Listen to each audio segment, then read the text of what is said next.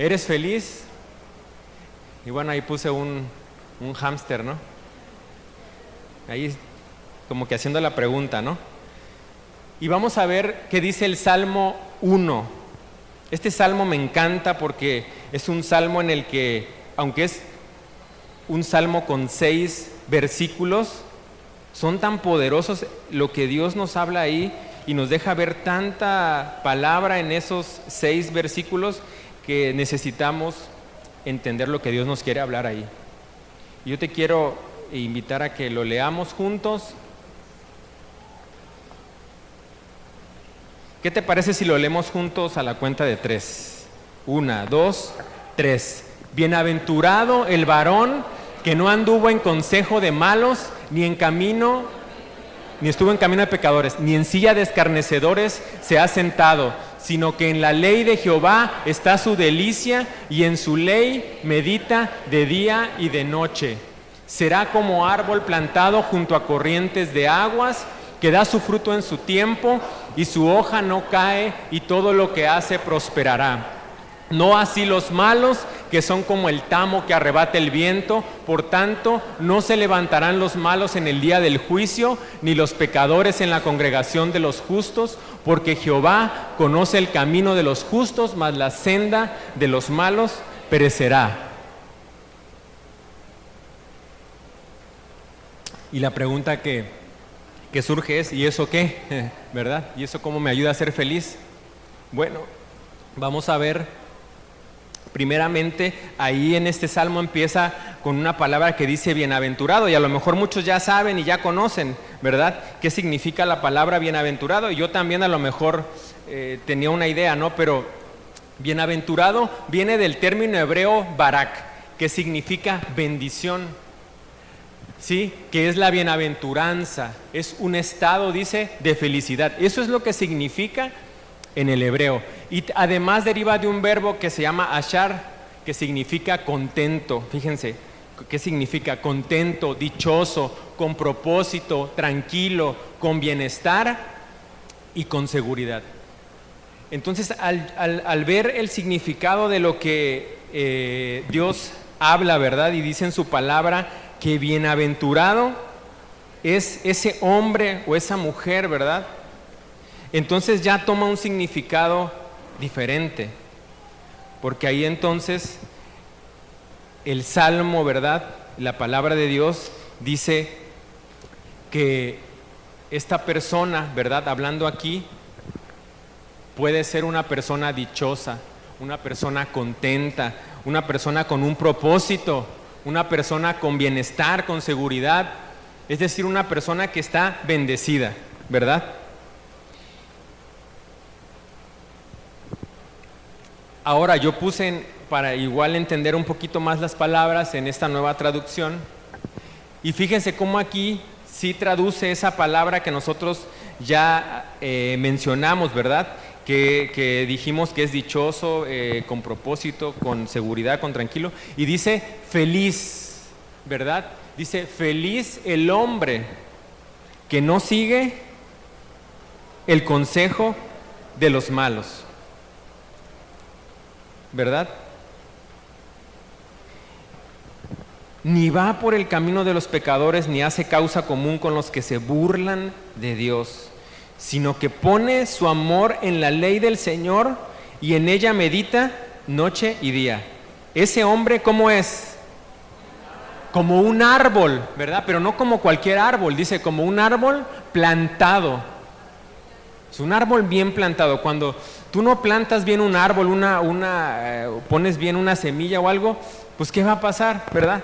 Va a venir un viento, va a venir algo y lo va a arrancar, ¿verdad? Dice que es un árbol bien plantado a la orilla del río, que da su fruto en su tiempo y jamás se marchitan sus hojas. Todo lo que hace le sale bien. Pero Dios nos habla que esa verdadera felicidad de la felicidad es diferente a lo que nosotros pensamos. Y por eso yo te invito a que veamos Mateo 5. En Mateo 5 vamos a ver lo que hablaba Jesús acerca de todo esto. ya entendemos lo que es bienaventurados, entonces vamos a poder comprender un poquito mejor esto, porque a veces, sí, bienaventurados los pobres en espíritu, porque ahora vamos a cambiarle ese significado, o vamos a entenderle un poquito más el significado de lo que quiere decir la palabra, y vamos a ver qué dice ahí. Dice en el versículo 3, bienaventurados los ¿qué? Los pobres en espíritu, porque de ellos es el reino de los cielos, ¿verdad? Ahorita vamos a ir explicando cada punto, porque ahí son 8 puntos. Bienaventurados los que lloran, porque ellos recibirán consolación. Bienaventurados los mansos, porque ellos recibirán la tierra por heredad. Bienaventurados los que tienen hambre y sed de justicia, porque ellos serán saciados. Bienaventurados los misericordiosos, porque ellos alcanzarán misericordia. Estoy diciendo bienaventurados, pero es feliz, ¿verdad? Felices los pobres en espíritu, felices los que lloran, felices los mansos, felices los que tienen hambre y sed de justicia, felices los misericordiosos, los de limpio corazón, los pacificadores, los que padecen persecución por causa de la justicia, porque de ellos, ¿qué? Es el reino de los cielos. Bienaventurados son cuando por mi causa os vituperen y les persigan y digan toda clase de mal contra ustedes, mintiendo. Gócense y alégrense, porque su galardón es grande en los cielos, porque así persiguieron a los profetas que fueron antes de ustedes. Y entonces ya toma un sentido diferente lo que es, ¿verdad? Ahora, aquí vemos 8 pasos, ¿verdad? Para que nosotros podamos crecer, tengamos un ascenso espiritual y podamos entonces vivir una vida feliz y plena. El primero de ellos dice que es la humildad. ¿Por qué? Está hablando aquí que bienaventurados los pobres en espíritu, porque de ellos es el reino de los cielos, ¿verdad? Y aquí entonces nos deja ver la palabra de Dios que para que nosotros, ¿verdad?, seamos felices, necesitamos ser hombres y mujeres con humildad. Que sea una característica de cada uno de nosotros, ¿verdad?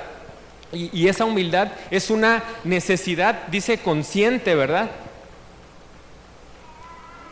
Es una necesidad que tenemos que tener con nosotros cada día. Cuando tú y yo venimos a Cristo,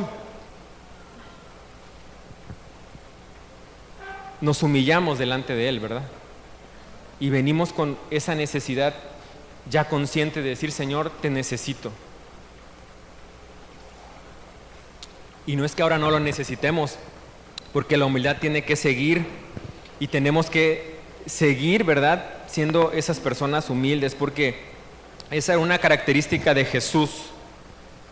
Entonces la primera de ellas es esa humildad, ¿verdad? Porque dice que los pobres en espíritu son esos hombres felices, y porque de ellos es el reino de los cielos. Ahora, el siguiente es arrepentimiento. El arrepentimiento tiene que ser algo constante en nuestra vida. Y aquí entran muchas cuestiones. No, bueno, yo ya me arrepentí una vez y ya no. Sí, pero ¿ya no vuelves a pecar? La pregunta es esa, ¿ya no vuelves a pecar? ¿Ya no vuelves a fallar? Pues sí, ¿verdad? Entonces tenemos que arrepentirnos, pero muchas veces nosotros ya creemos que no necesitamos pues un arrepentimiento porque pues ya nos congregamos, llegamos a una iglesia, conocemos la palabra, y no, Dios quiere que nos arrepintamos también, ¿verdad? Y que como hace rato, ¿verdad?, decían nuestros hermanos aquí, decían, llora ahí, desgárrate, ¿verdad?, entrega. Y si tienes algo de qué arrepentirte, pues arrepiéntete, o arrepintámonos de cualquier cosa, ¿verdad? Es llorar por ese pecado que cometemos. Porque si no, de cierta forma a veces puede que no estemos arrepentidos y solamente estemos, ¿verdad?, pues ahí sobrellevándola y diciendo, bueno, pues Señor, te pido perdón por mí y por todos mis amigos y ya, ¿no? y realmente no sentimos ese arrepentimiento. Pero dice aquí la palabra de Dios que bienaventurados los que lloran, ¿verdad?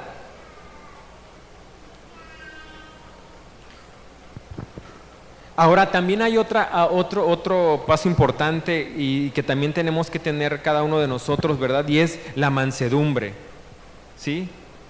Esta mansedumbre es una marca que tenemos que tener, ¿verdad? Y eso nos lleva a que nosotros podamos decir, ¿sabes qué? Yo soy nacido de nuevo, yo soy un hijo manso, dice Jesús, ¿verdad? Que yo soy manso y humilde, ¿verdad? Él era un hombre manso y humilde. Y dice la palabra, bienaventurados los mansos, porque ellos recibirán, ¿qué? La tierra por heredad. Fíjese cómo llama aquí la persona mansa, la persona que se deja no influenciar, sino más bien, como dice el pastor, ¿no? Flojito y cooperando con Dios. Esa persona son las que van a heredar muchas cosas, no solamente materiales, sino en otros ámbitos. Van a heredar, ¿verdad? Muchas cosas. Y principalmente los mansos, dice, van a heredar pues la tierra prometida, la vida eterna. Ahí me equivoqué. Dice, bienaventurados los que tienen hambre y sed de justicia, porque ellos serán saciados, ¿verdad? Y aquí habla acerca de un apetito espiritual, ¿sí? De un apego por la palabra de Dios, de una dependencia total por su palabra, ¿verdad? Y en el cual nosotros vivimos y nos gobernamos por la palabra de Dios. Eso es otra característica también y es algo que tenemos que hacer, ¿verdad? Para poder vivir en esa felicidad, entonces tenemos que vivir con esa hambre, con esa sed de su palabra, ¿sí? Que no pasemos un día sin que lo hagamos, ¿sí? ¿Verdad? Bienaventurados los misericordiosos, porque ellos recibirán ¿qué? Misericordia, ¿verdad? Ellos alcanzarán esa misericordia también. Y una persona misericordiosa, pues es una persona que no piensa solamente en sí, ¿verdad? Que no solamente piensa en sus propias necesidades, sino que también piensa en los demás. Y es una persona misericordiosa. Dice aquí que es un atributo de Dios. Y yo pregunto, Dios es muy misericordioso, ¿verdad? Demasiados. Él es la misericordia completa. Porque ¿cuántas veces no le fallamos y decimos, Señor, voy a hacer esto, voy a hacer lo otro? Y a la mera hora ya no lo hacemos, ¿verdad?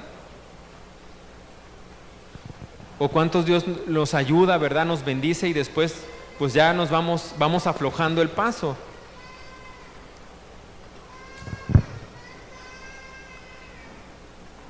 También está, ¿verdad? Dice, bienaventurados los de limpio corazón, y llama a los de limpio corazón, ¿verdad? Porque es importante tener una vida limpia, una vida que honre a Dios en todo momento, en todo lugar. Y aquí es algo importante, fíjense, cuando nosotros tenemos una vida limpia, una vida honrando a Dios, dice la palabra ahí, dice, bienaventurados los de limpio corazón, porque ellos verán a Dios. Yo no sé si tú quieres ver a Dios, yo lo quiero ver. Entonces Dios nos manda a que tengamos un corazón limpio, una vida limpia, ¿verdad? Una vida de honra a Dios. Y sigue diciendo también la palabra, ¿verdad? Que bienaventurados o felices son los pacificadores, porque ellos serán llamados hijos de Dios. ¿Cuántos hijos de Dios hay aquí? Todos somos hijos de Dios, qué bueno, ¿verdad? Pues tenemos que ser pacificadores, ¿sí? Tenemos que ser pacificadores, es decir, llevar esa influencia, ese carácter de Cristo, ¿verdad? Esa cultura del reino de Dios, ¿verdad? A todo en donde nosotros estemos, que no seamos pleitistas, ¿verdad? Sino que seamos pacificadores, que bienaventurados los que padecen persecución.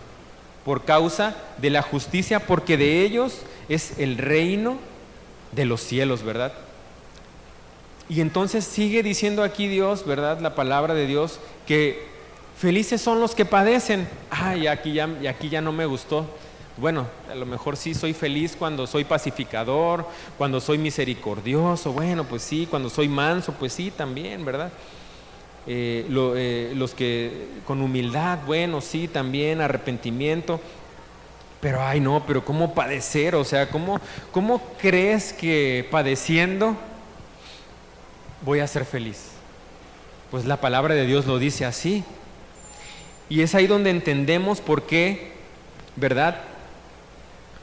Los profetas, los mártires, los discípulos y todos los que padecieron tantas cosas para poder darnos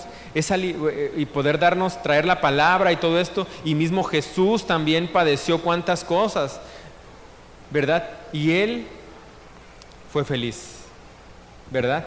Porque Él no solamente se estaba enfocando en el hoy, en el día a día, ¿verdad?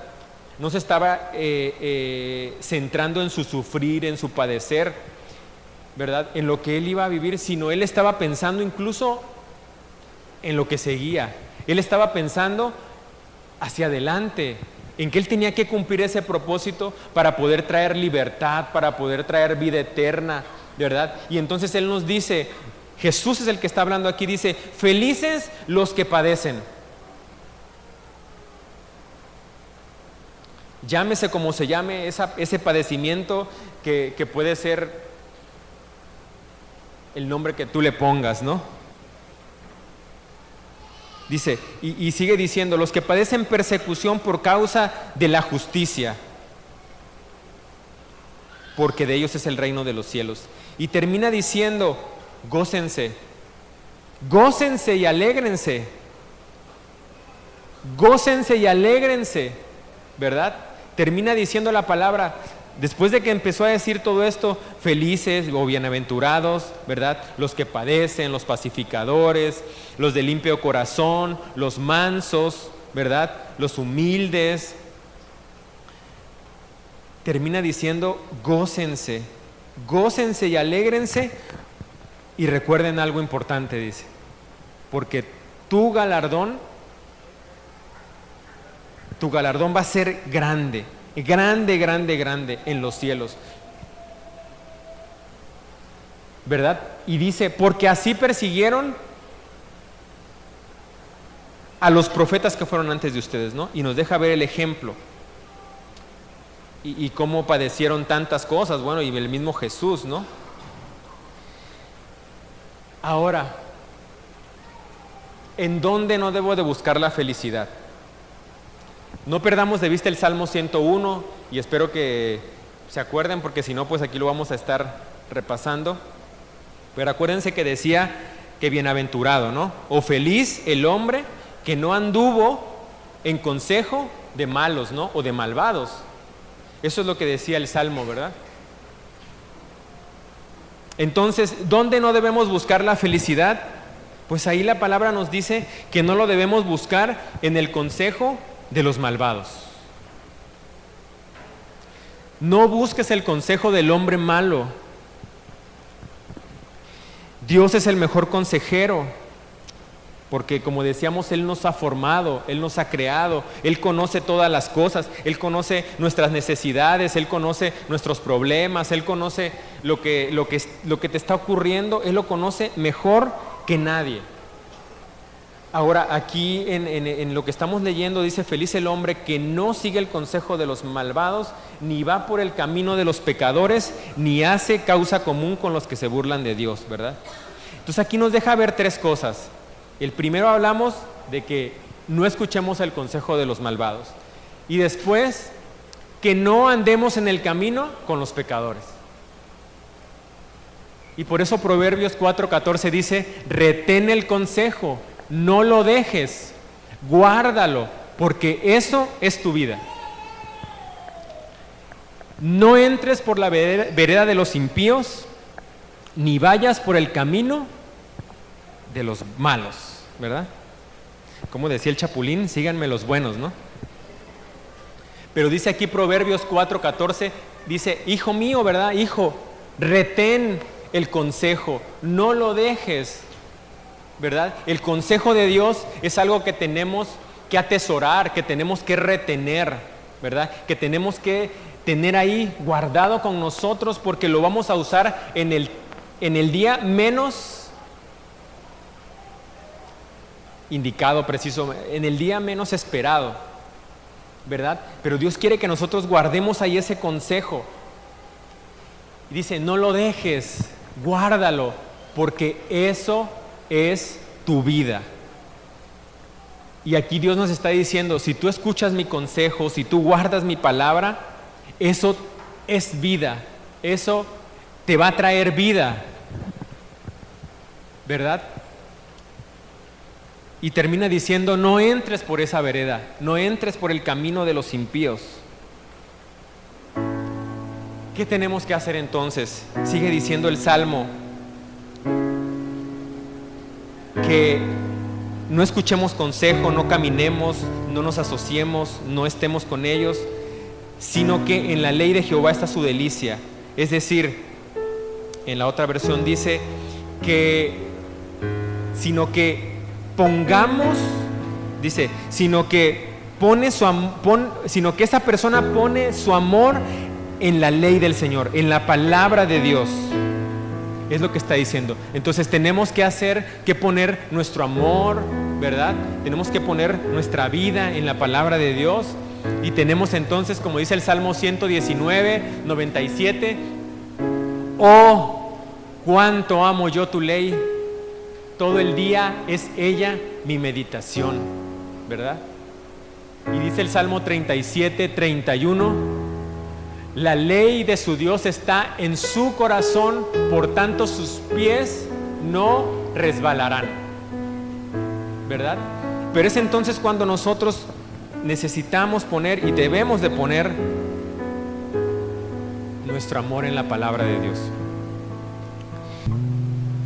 Y entonces cuando nosotros hacemos esto, ¿verdad? De esta forma, dice que entonces esa persona, ese hombre, esa mujer feliz, ¿verdad? Que no escucha el consejo más que de Dios y que ama su palabra y que medita, ¿verdad? Día y noche, dice, será como un árbol plantado,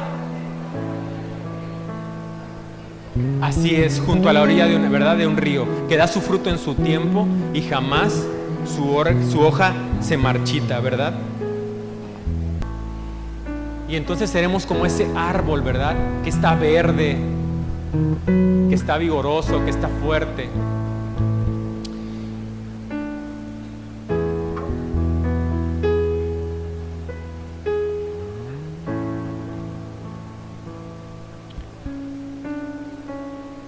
Dice Jeremías 17:8, porque será como el árbol plantado junto a las aguas, que junto a la corriente echará sus raíces y no verá cuando viene el calor, sino que su hoja estará verde y en el año de sequía no se fatigará ni dejará de dar fruto.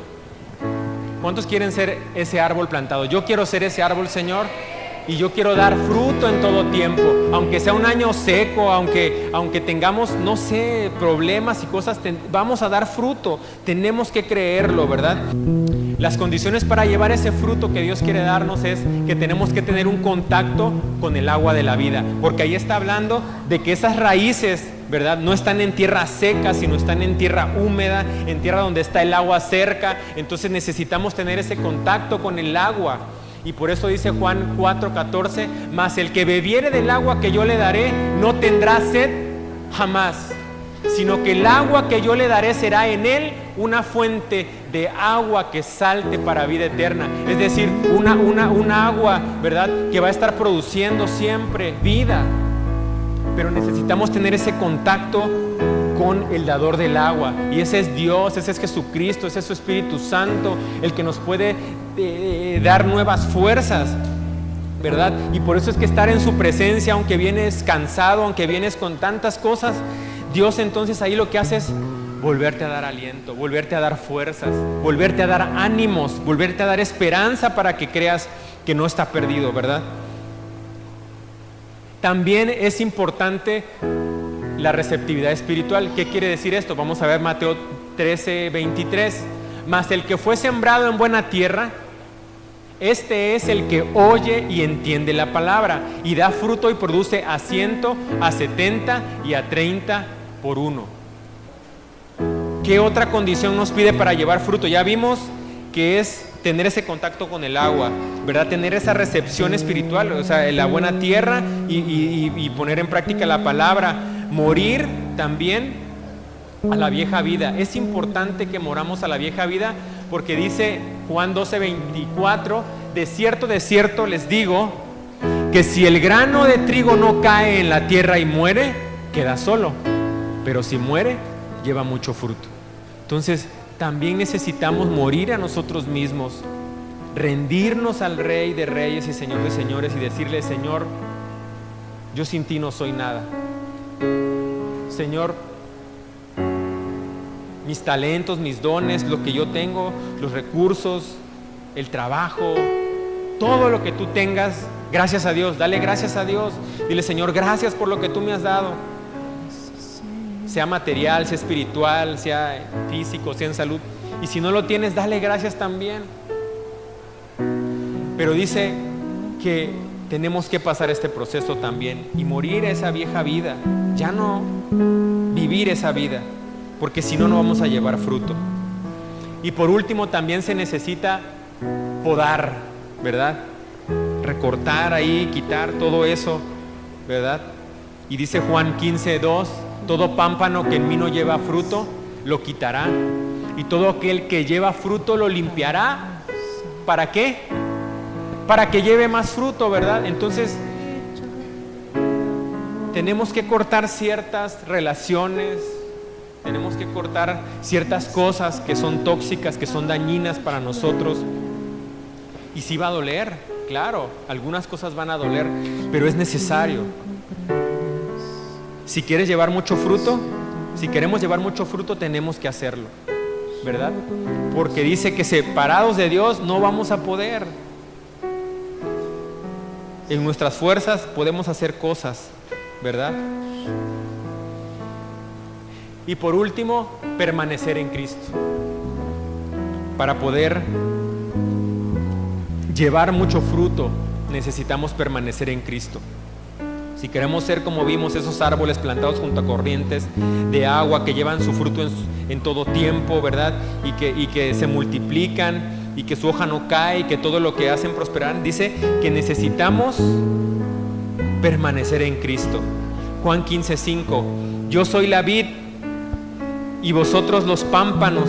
El que permanece en mí y yo en él, este lleva mucho fruto, porque separados de mí nada pueden hacer. Entonces ahí está la clave. No nos separemos de Jesús. Y el Salmo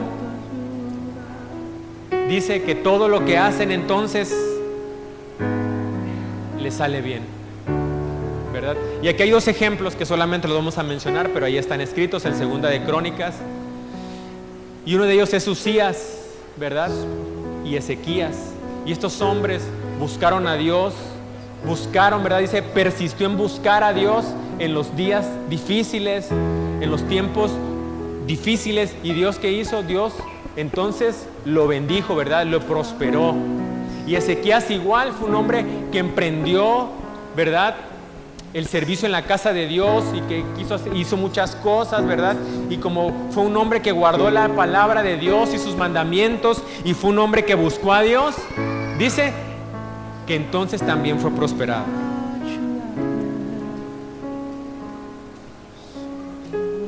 Y termina diciendo el Salmo 1:4, no así los malos que son como el tamo que arrebata el viento. Por tanto no se levantarán los malos en el juicio, ni los pecadores en la congregación de los justos, porque Jehová conoce el camino de los justos, mas la senda de los malos perecerán. Entonces, los malvados, dice, recibirán su castigo. Tarde o temprano recibirán su castigo. Por eso es que Dios nos dice, no escuches su consejo. Si quieres terminar como ellos, escucha. Si quieres ser bendecido, si quieres ser multiplicado, si quieres dar mucho fruto, si quieres ser como ese árbol plantado, necesitamos entonces escuchar el consejo de Dios.